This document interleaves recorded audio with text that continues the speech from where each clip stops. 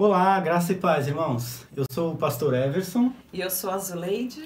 e nós estamos aqui hoje para compartilhar com você mais uma lição do nosso livro, O Significado do do Casamento. né? Capítulo número 3 hoje, nós vamos estudar. Tem valido muito a pena, você que está acompanhando, né? Tem O valido a capítulo pena. 3 é a essência do casamento. Nós vamos falar um pouquinho sobre a essência do casamento. E que na essência do casamento engloba algumas coisas como a legalidade, né? Faz parte da essência do casamento a sua legitimidade, a ser um casamento legítimo, oficial, um casamento legal. Por isso, a essência do casamento. Se você não tem o livro, adquira, vale muito a pena. E hoje nós vamos mergulhar um pouquinho aqui no capítulo 3 e vamos compartilhar com vocês. É claro, lembrando que para você que não é casado, né, você também vai tirar princípios do teu casamento com Cristo. Porque se você é um cristão, se você pertence a Cristo, faz parte da igreja dele e você é a noiva de Cristo. A noiva de Cristo. Não é? Vamos orar, pedir para a Zuleide orar, pedindo que Deus fale conosco nessa aula. Senhor, louvado e glorificado seja o teu nome. Somos muito gratos, ó Deus, por mais uma oportunidade de poder falar da tua palavra. Que o Senhor, em nome de Jesus, nos esvazie de nós mesmos, preencha com seu Santo Espírito, para que tudo que seja falado aqui seja o Senhor falando em nossos corações, transmitindo para as pessoas que vão estar ouvindo. Em nome de Jesus. Amém. Amém. Pois bem, o autor do livro, ele começa nesse capítulo 3, falando a respeito do papel, a importância do papel, né? Ele conta com esse tema aqui, né? O capítulo 3, o amor e o pedaço de papel, porque ele cria uma ilustração de uma história real, de um filme, na verdade, baseado em um conto real. A ideia é que um casal vivia junto já há muito tempo, como casado, né? E ele queria oficializar o relacionamento. A união. Queria união. Casar no cartório, na igreja. E oficializar legalmente o seu casamento. Mas a esposa não queria, a mulher não queria, até que um ponto o autor do livro fala que ela explode assim, né? Mas por que transformar o nosso amor num pedaço de papel? Né? E daí então entra o enredo desse capítulo, onde uma pessoa considerava que legalizar o seu casamento, fazer um casamento oficial, era algo, transformar o amor num pedaço de papel. Um pedaço de papel, né? Por isso que ele conta isso. E enquanto você ouve, eu queria que você fosse refletindo a respeito disso, de que até que ponto oficializar um casamento de maneira legal, através de uma certidão de casamento num cartório, seria realmente transformar o amor legítimo numa folha de papel? Ou seria mais uma forma de realmente mostrar que o amor vai além do papel? Seria uma demonstração de amor, né? Eu te amo ao ponto de demonstrar através desse compromisso com você, se tornando em um papel, né? Um compromisso. Oficial. Oficial. Então, você pode refletir sobre isso, né?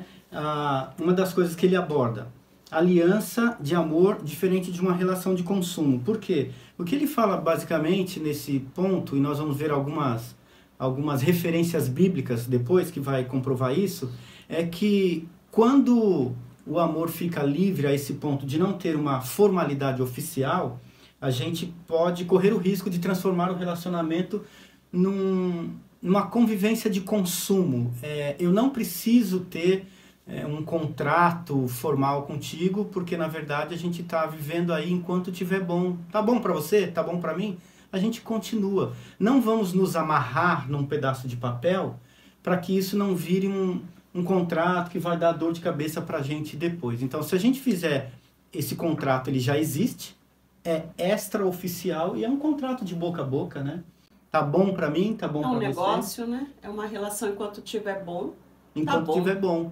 Enquanto tiver bom para ambas as partes, a gente continua, né? E essa aliança de amor, ela se torna, então, algo do consumo. Tá bom para mim, tá bom para você. E aí perde a essência, né? Porque a aliança é a essência do casamento, né? Essa aliança, né, conjugal é algo tão singular, é a relação mais profunda que pode existir entre homem e uma mulher. Então aí está perdendo a essência do casamento quando você não passa isso para um papel. Já se vê, por exemplo, que existe um papel que a gente oficializa quando casa, mas existe um papel que a gente também oficializa quando ganha um filho. O papel que eu oficializo no meu casamento chama-se certidão, tá? E quando eu oficializo o meu filho, o papel também se chama certidão. Só que no meu filho é certidão de nascimento, né? E no casamento, certidão de casamento. Agora, eu não sei se você já viu alguém chegar no cartório e desfazer uma certidão de nascimento do filho. Já pensou? Chegar e falar, não quero mais. Nesse bem de consumo, ele está mais consumindo do que me dando. Meu filho custa muito, então eu vim aqui para a gente desfazer essa certidão. Então, olha só o mundo em que vivemos. Embora exista também uma formalidade oficial, legal, de um casamento com certidão, existem meios para revogar a certidão. Existem meios jurídicos, civis, né, legais, de desfazer a certidão do casamento. É interessante assim que a sociedade ela não aceita muito que os pais percam acabe rompendo essa aliança que eles têm com o filho, de criar os filhos, né? Mas aceita-se a sociedade ela é mais aberta para romper a aliança conjugal, né? Então, para a sociedade não tem essa de querer romper a aliança com o seu filho, de criar, se comprometer de criar o seu filho. Com o seu cônjuge, a sociedade, infelizmente, tolera, né? Ela aceita. Não só tolera, aceita, como até estimula que não seja feito com tanto peso de seriedade. É desnecessário essa formalidade do casamento no papel, né? O que é um casamento se eu saio dele por causa do custo? O que é um casamento quando eu fico nele até o momento em que não me torne um peso, um prejuízo, um custo financeiro, um custo emocional? Imagina se você só é meu filho até o momento em que não me traz prejuízo financeiro. Você só é meu filho até o momento em que você não me traz custo e peso, trabalho, desgaste nenhum. Se me der trabalho, desgaste, peso, custo e gasto financeiro, você deixa de ser meu filho. Então vira um negócio mesmo, né? Um negócio. Onde eu quero ter mais lucro e não ter perdas. De preferência não ter perda. Ou menos perda, né? Menos perda possível. A gente pode pensar que, na verdade, essa liberdade de ficar casado sem formalidade, ela seja algo aparentemente leve e até bonito. E quando eu falei no início, antes da oração, que para você que não é casado, você também tem que tirar princípio, o princípio hoje de Hebreus, de não deixar de congregar, de fazer parte de uma aliança cristã, de uma comunidade de fé, de que todo crente ele é casado. Se não for com um cônjuge na terra, pelo menos ele é casado com Deus. Comprometido, né? Comprometido com Deus comprometido no com céu. Deus. Então, talvez você viúvo, solteiro, divorciado, celibatário, nunca casou, não quer casar, mas a partir do momento em que se é filho de Deus, não tem mais essa escolha. Você já é casado com Jesus Cristo, né? A igreja é chamada, inclusive, de noiva, porque no dia do encontro, né, as bodas do Cordeiro vão acontecer no dia do arrebatamento, né? Você já tem essa aliança de compromisso. Ou seja, né? Você tem uma aliança, né? Você tem um compromisso, né, com Cristo. Então, você tem essa relação de comprometimento, né? E a família, ela é sim de um grande valor. A família ela tem um valor, mas Deus vê o indivíduo. A gente tende, no meio evangélico, de um modo geral, valorizar tanto, enfatizar tanto a importância do casamento, a seriedade do casamento, o valor do casamento, formar família, ter uma relação, gerar filhos, criar filhos. E ter família é o ápice da espiritualidade, ao ponto até de que um viúvo, um solteiro, um divorciado, se sintam tanto quanto fora do grande ideal que Deus tem para um ser humano. É claro que a Bíblia enfatiza toda a nobreza do casamento, mas é fato que Deus te vê como indivíduo. Tanto é que os grandes homens de Deus na Bíblia, eu destaco pelo menos 2, né? Pulando o Antigo, só no Novo Testamento, Jesus Cristo e o apóstolo Paulo. Jesus Cristo e o apóstolo Paulo, né? A gente não vê esse vínculo de espiritualidade, significado, poder de Deus, vida no Espírito Santo, consagração na palavra, temor e oração. Vemos tudo isso neles, independente de uma aliança na terra, né? De casamento com alguém. Mas ao mesmo lado em que a gente não vê isso neles, Jesus não precisou fazer família na terra para ser reconhecido como filho de Deus, e o apóstolo Paulo não precisou fazer família na terra para ser reconhecido como um grande apóstolo. Mas era nítido a aliança deles com o Pai, em ambos, né? Então, qual é o grande ensinamento e o valor dessa lição hoje? Aliança formal, visível. É alguém bater o olho, cadê a sua? Vamos dizer que tirou hoje, né? Ah, tá aqui, ó. É alguém bater o olho e falar assim, essa mulher tem compromisso, tem dono, pertence a alguém ali, ó, tá marcado ali. Esse homem tem compromisso, já tem dono, né? Tem dono? Tem dono. E essa aliança faz eu lembrar que eu tenho um compromisso com você, né? Eu tenho uma aliança, porque na verdade a aliança não é esse anel. Esse anel simboliza a aliança que eu fiz com você, meu amor. E essa aliança, meu amor, ela acontece... Olha, quer beijar, tá? Essa aliança, meu amor, ela aparece num dos textos que a gente queria ver, que é 1 Samuel. 1 Samuel, pode ler pra gente, 18, versículo 3, que é Deus mesmo mostrando que existe aliança horizontal entre amigos, irmãos, família, pai e filho, amigo e amigo, né? Lê pra gente, Jonatas e Davi. Jonatas e Davi fizeram aliança, porque Jonatas o amava como a sua própria alma. E no capítulo 20, também, versículo 16. Assim fez Jonatas aliança com a casa de Davi, dizendo, vingue o Senhor os inimigos de Davi. Fala de uma aliança de horizontal, de amizade, mas aqui ele fala aliança não só com Davi, mas com a casa dele, para que Deus vingasse os inimigos.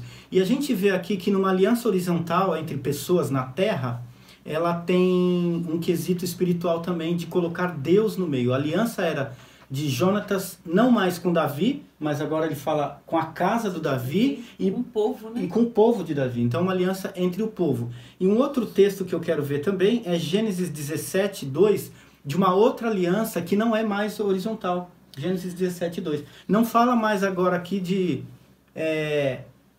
um amigo com outro amigo, nem uma pessoa com outra pessoa, mas do próprio Deus com outra pessoa. Farei uma aliança entre mim e ti, e te multiplicarei extraordinariamente. Uma aliança entre mim e ti. Quem é esse mim? Deus falando, Deus, né? Esse pronome dele aí, ó, pessoal. Deus falando com Abraão, né? Eu vou fazer uma aliança. E é engraçado, né? Abraão não chamou Deus para aliança. Prostrou-se Abraão o rosto em terra e Deus lhe falou. Então era Deus falando, né? Prostrou-se Abraão o rosto em terra e Deus lhe falou. E isso estão falando já do versículo... Esse é o 3. O 3, mas no 2... Farei uma aliança entre mim e ti e te multiplicarei extraordinariamente. Mas no versículo 1, quem que começa falando então? Quando atingiu Abraão... A idade de 99 anos, apareceu-lhe o Senhor e lhe disse, eu sou o teu Deus Todo-Poderoso. Era ele falando então. Era Deus falando. Abraão não começa essa relação. Abraão não toma iniciativa de iniciar aliança nenhuma.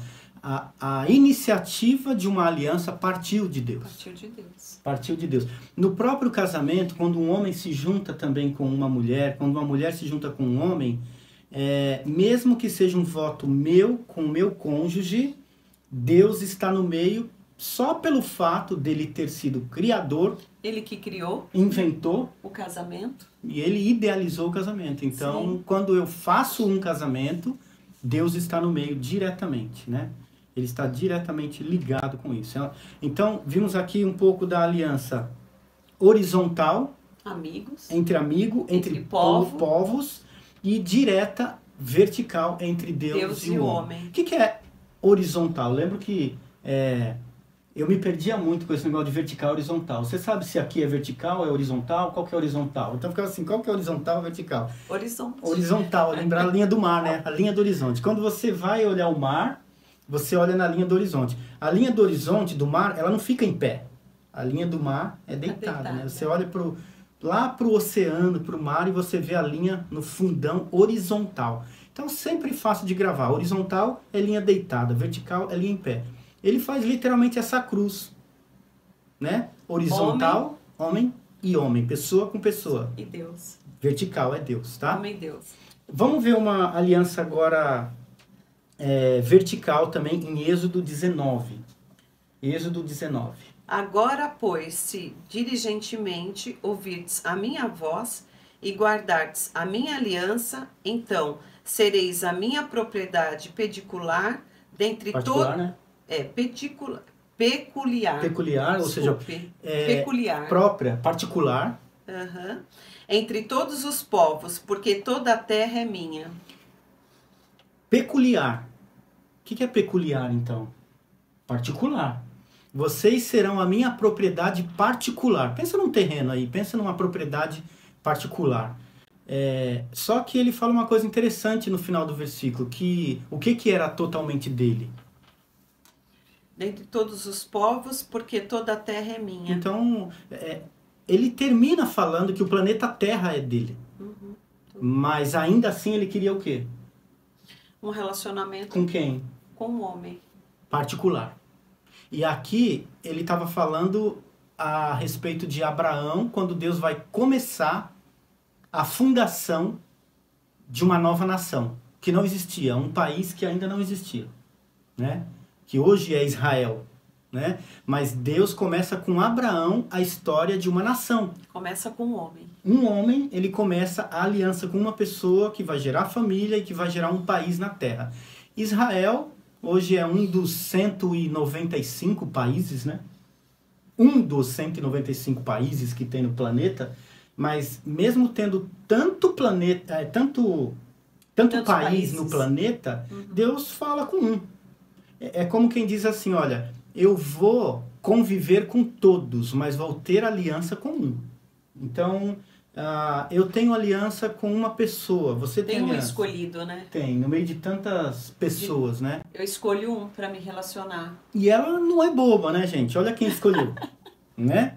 Então você tem que saber escolher o melhor. Aí isso fica para outra aula, a gente vai falar sobre a escolha do melhor. Mas o fato é, bom, quando Deus escolheu Israel, Deus teve muita dor de cabeça e tem até hoje com esse povo, né? Deus escolheu... Ou seja... Então, olha, Deus escolheu e ele paga caro por essa escolha, porque Israel dá trabalho para Deus até hoje, né? Mas é claro que Deus teve um carinho, uma aliança, um voto especial com uma nação. Sim. Isso é o casamento. Casamento é isso, é você conviver com todos os países do globo terrestre, mas ter um que é o seu. Assim como a gente convive com todas as pessoas da nossa comunidade, mas tem aquela da nossa aliança. Aquele que eu escolhi. Que fizemos um voto, né? Nosso escolhido. Quando a gente quebra essa aliança, eu não estou quebrando apenas a aliança com a pessoa que eu escolhi. Eu estou quebrando a aliança com o idealizador da aliança. Eu estou quebrando a aliança com quem inventou a aliança. Com Deus, né? Com Deus. Aí, Ele inventou. Quando eu rompo uma aliança que eu fiz com o meu cônjuge, eu estou rompendo a aliança que eu fiz com Deus. Porque quem inventou a aliança não foi meu cônjuge. Não, foi Deus. Deus inventou o sistema de aliança para um casamento, de voto para um casamento. A gente vai ver Provérbios 17, no versículo 2, quando deixa claro isso, que quem rompe a sua aliança pessoal do horizontal está quebrando a aliança vertical. A qual deixa o amigo da sua mocidade e se esquece da aliança do seu Deus. Então, Êxodo 19:5 fala da aliança de Deus com uma nação na terra. E Provérbios 2, né, 17 fala de deixar o seu amigo, e ao deixar esse amigo da mocidade, você estará o quê? Lê de novo o inteiro aqui, o qual? A qual deixa o amigo da sua mocidade e se esquece da aliança do seu Deus. A qual esquece o amigo da sua mocidade, ou seja, é alguém que abandonou o vínculo da sua mocidade, está quebrando a aliança do seu Deus. Aliança com o seu Deus. Se você ler um versículo antes, o versículo 16 de Provérbios 2, está claríssimo lá, que é a questão da mulher adúltera. Então ele fala da mulher adúltera, e depois que ele termina de falar isso, da estrangeira, aí ele entra no versículo 17 falando que quem faz isso está quebrando a aliança com Deus. Né? É engraçado, eu vejo isso também, acho que é Salmo 51, quando Davi confessa, né, o pecado do adultério dele. Uma das coisas interessantes que ele fala, não lembro qual é o versículo, pequei contra ti somente. Como assim? Pequei contra ti e contra ti somente. Contra ti somente? Não, ele pecou contra ele, contra a mulher dele, contra o povo dele, né? Contra Urias, ele pecou contra os amigos, Batseba. Ele pecou contra Deus e o mundo, mas ele fala, pequei contra ti somente. A minha quebra de aliança aqui, ela não é uma quebra de aliança propriamente aqui. Eu tenho que saber que o meu primeiro pecado, ao romper essa aliança... É a quebra da aliança com Deus. Não é com a Zuleide, é com Deus. Então eu preciso me acertar com Deus. O que está em jogo aqui? Minha vida com a Zuleide? A minha aliança com Deus. A minha aliança com Deus. Né? Então, levando de novo para a tua vida pessoal como um solteiro. Quando você quebra princípios, né, morais da tua vida sexual, fora do padrão de Deus, do ideal de Deus de um casamento, com quem que foi esse envolvimento? Fulano, ciclano, beltrano? Não interessa. Pequei contra ti somente. Você vai ter que colocar Deus como o centro dessa conta. Porque quebrou um princípio de Deus. Algo que Deus deixou para a gente viver aqui na Terra. Então, é muito importante, é muito sério esse negócio de uma aliança e quem é o autor da aliança. O homem se casa, mas ele não inventou o casamento. Foi criado por Deus. Foi criado por Deus. Então, quando eu quebro a minha aliança, eu estou quebrando algo que Deus inventou. Se eu quebrar princípios que foram inventados por Deus, eu corro risco de morte. Por exemplo, Deus inventou a respiração. Eu respiro, mas eu não criei esse negócio. O que vai ser de mim se eu parar de respirar? Tenta parar de respirar, você vai ver. Tenta. Prende o fôlego, só 5 minutinhos. Fala, eu vou quebrar esse princípio de Deus, porque não foi eu que inventei, ninguém mandou ele inventar. Então tá bom, tenta quebrar. Você vai se dar mal. Você vai ser o primeiro a ser prejudicado, né? Então, quando eu deixo de cumprir princípios de Deus, quem sai perdendo? Se eu parar de respirar, quem morre? Eu ou Deus? Eu. Então, levemos a aliança com Deus e o princípio também é algo para nos guardar, para nos proteger, para nos livrar de muitas ciladas do diabo, do inimigo, mas muitas ciladas do nosso próprio eu, dos nossos prazeres, da nossa carne, das coisas desse mundo, né? Então a aliança também ela nos protege. Ela nos guarda, é uma maneira também de nos proteger. Até mesmo porque vai ter momento em que eu estou protegido pelo meu próprio bem-estar. Então, muitas vezes eu estou bem no casamento. E eu quero estar. Porque eu estou bem. E eu tenho um motivo, né? Estou ali, né? Mas tem hora que realmente eu não estou bem.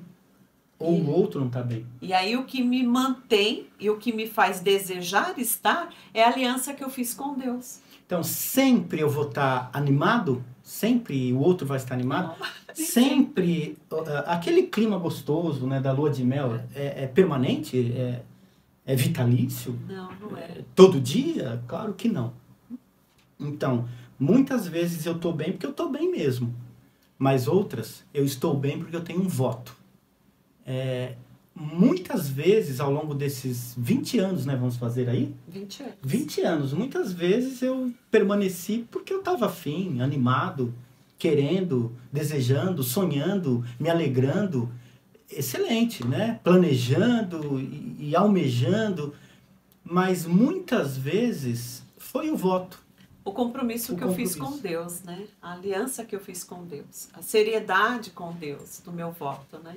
E a gente pode levar isso para a cerimônia do casamento, quando ele fala, né, que numa cerimônia de casamento, o sim, ele não é uma resposta que o casal dá um para o outro. O sim é perguntado pelo ministro religioso. Que nesse momento é representado... Está representando. Está representando Deus, né? Então, quando eu falo para o ministro que sim, que eu aceito o meu cônjuge, eu estou dizendo para Deus que eu aceito. Ele fala, fulana, você aceita o fulano de tal como seu esposo? Sim. Sim. Mas quem perguntou? Foi o esposo ou foi o celebrante? Quem perguntou não foi o esposo. E quando pergunta para o esposo, fulano, você aceita receber fulana? Eu digo, sim. Quem perguntou? Foi a Zuleide que me perguntou? O ministro. Foi o ministro. Por que essa necessidade de envolver um terceiro num voto que é de dois? Né? É mais uma vez a nossa liturgia provando também a necessidade de uma terceira pessoa, de uma testemunha, um terceiro ser envolvido na união de dois. São dois elementos, mas envolve um terceiro elemento. E aí a gente chama parente, padrinhos, pai, amigos, mãe, né? Os melhores amigos. Mas é interessante dizer que primeiro eu digo sim para alguém. Que se não for ministro religioso, você vai ter que dizer sim pelo menos para o magistrado civil no cartório. Mesmo que você não queira envolver padre, pastor, bispo, eu não quero nenhum ministro religioso envolvido no meu casamento. Eu vou fazer só no cartório. É a mesma coisa. Vai ter um terceiro elemento, que é um magistrado civil, perguntando para você. Não vai ser a tua mulher que vai perguntar para você, e nem vai ser o teu marido que vai perguntar para você. Vai ser um terceiro elemento. Esse terceiro elemento ilustra o fato de que um casamento de dois envolve o terceiro que vem do alto, tá? Então, Deus estará no meio como idealizador dessa união, representado ali ou por um ministro religioso ou pelo magistrado civil, tá bom? Depois disso, depois desse voto que você fala para alguém envolvendo, deixou de ser vertical, porque é você e um outro, aí um olha para o outro e faz a cerimônia, o símbolo da aliança, né? Aí sim, eu prometo você, né? Eu prometo te amar, respeitar, eu prometo para você honrar. Então, e ela vai fazer o mesmo para mim, né? Mas quando? Só depois que já falou... Eu já fiz aliança com Deus. Com o primeiro, né? Ele fala também, nós já estamos quase terminando aqui, sobre o amor solto e livre. O mundo moderno, ele prefere um amor solto e livre, e até para tentar envergonhar o evangelho e falar que a gente é brega, careta e antiquado, que esse sistema de papel, de cartório... Já está saindo de moda, fora de moda. Não precisa mais. Não precisa mais. Que o verdadeiro amor lindo... Hoje quase nem se fala mais em aliança. Para quê? O tempo. Eu provo que sou casado levando lá na minha casa. A gente vê que mora junto. Então, e como que se prova? Você tem papel? Não, mas mora junto há tanto tempo, né? E para tentar até nos humilhar e mostrar que isso é lindo... Criou-se um romantismo de que o verdadeiro amor é aquele que é livre, leve e solto. Quem ama mesmo não precisa dessa parafernália de legalismo, de contrato civil nenhum. Não precisa. É quase o desigrejado que diz assim, eu posso ser filho de Deus sem vínculo com a igreja. Então, para você que é solteiro, pensa, você está casado com Deus mesmo? Tá bom. Em que rol, né? Em que papel você está? Você tem algum papel? Não tenho. Eu visito, eu não tenho um compromisso, né? É o amor romântico, moderno, livre, leve e solto. É o relacionamento livre, relacionamento aberto. A gente se ama e não precisa de nada disso. Parece leve, mas essa falta de carimbo, de compromisso, ela é um peso. Se torna pesado. Porque eu tenho que comprovar diariamente que eu estou contigo. Então, eu procuro maneiras de te agradar, de te segurar. Como te manter todos os dias ao meu lado? Eu preciso ter essa garantia, né? Imagine só, né? eu acabei de dizer que muitas vezes, em 20 anos, estávamos juntos por amor, paixão, fervorosa, apaixonante. Mas muitas vezes foi por causa de um vínculo de aliança, sim. Se eu não tenho essa segurança do vínculo e da aliança, eu serei obrigado a viver todo dia o romance apaixonante. Entende? Então, em 20 anos, quantas vezes nos mantivemos por amor fervoroso? Muitas vezes. E quantas vezes nos mantemos por causa da lei? Compromisso, voto e da aliança? Muitas vezes. E se eu não tenho voto? E se eu não tenho aliança? Ai de mim. Porque eu vou ter que viver todo dia o quê? Tentando comprovar que eu estou realmente comprometido. Eu vou ter que rir quando eu não quero. Eu vou ter que ser cavalheiro quando eu não estou tão cavalheiro assim. Eu vou ter que ser romântico quando eu não estou tão romântico assim. Porque ai de mim. Porque eu todo dia corro o risco de perder. E ela também. Sim, porque o mundo está aí, né? Oferecendo sempre coisas interessantes, pessoas mais interessantes, pessoas mais bonitas, pessoas mais querendo relacionamento sem compromisso. É o mercado, é o produto, né? É aquilo que a gente falou. Se o casamento é um negócio, eu vou ter que manter esse negócio sempre inovado, renovado e reinventado. E cada dia eu tenho que ter uma promoção nova. Oferta. A oferta de hoje é a oferta... Então... perder menos e ganhar sempre mais. E ela também. Então, assim, todo dia a mulher vai ter que pensar num jantar novo, num prato novo, numa limpeza nova, numa casa nova. Ela tem que repaginar a vida diariamente. Porque os outros produtos das concorrentes estão sendo distribuídos no mercado. E a gente vive uma relação de mercado. Ai dela se o mercado dela não estiver bom, porque eu vou comprar fora. Ou, pior do que comprar, eu vou consumir produto fora. E, por outro lado, a mesma coisa. Os produtos estão sendo oferecidos. Ai de mim se todo dia eu não tiver um cardápio novo.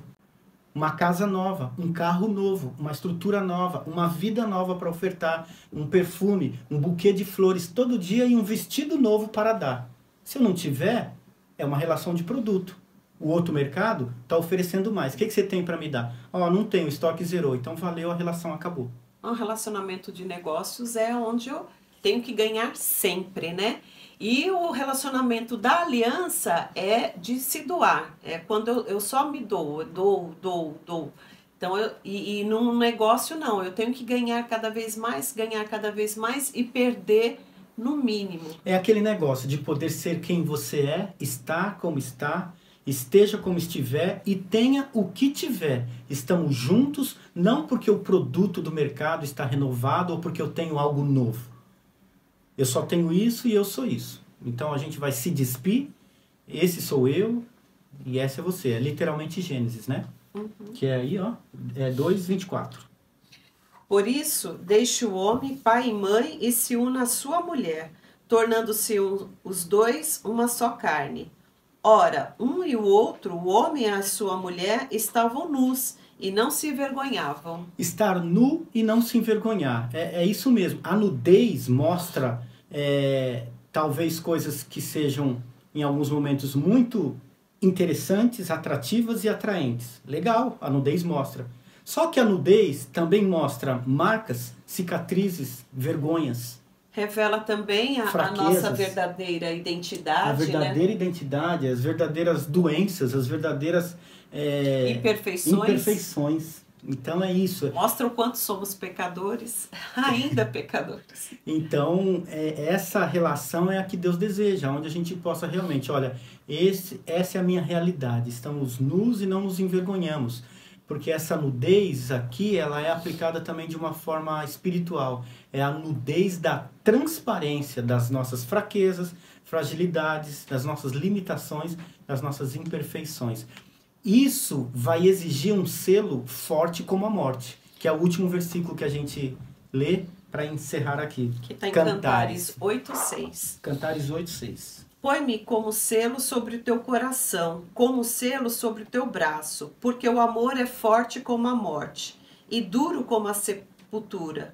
O ciúme, as suas brasas, são brasas de fogo, são veementes labaredas.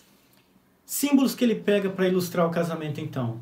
Labaredas, forte como a morte, duro como a sepultura, Selo, né? e um selo no coração.